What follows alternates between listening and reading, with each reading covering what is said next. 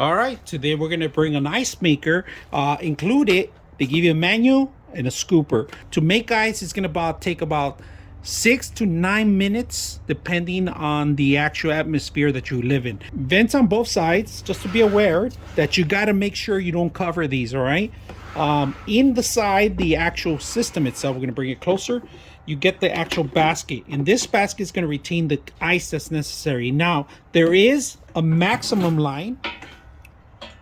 There's a maximum line of how much water you need to retain, all right? Do not go over that line, all right? Now, the basket resides in here, and it actually is a perfect line. It's perfect set for the line, all right? So this is where all the ice is going to be made, and it's going to drip in here.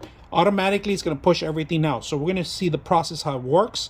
But another thing, now, once you fill it up and you have excess water in here, or ice melts, or something happens overnight, there is an actual cap underneath. There's a little cap.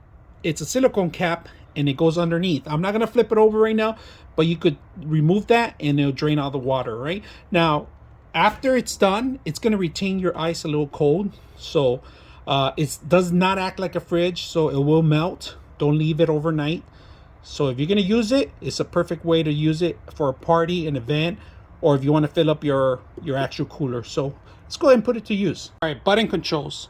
You got it on and off. You got power. You got ice is full, and then add water. That's pretty much what it is. All right.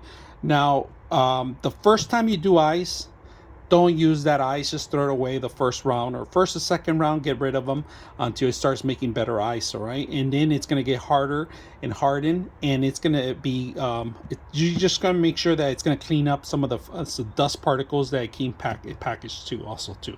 So just be aware. Just add the water, and pretty much set it on. It automatically do. Once the ice is full, this is gonna blink, but you could keep taking the ice out and refilling the water at the same time, so you could continue doing the cycle. Any excessive water will drip automatically and recycle itself.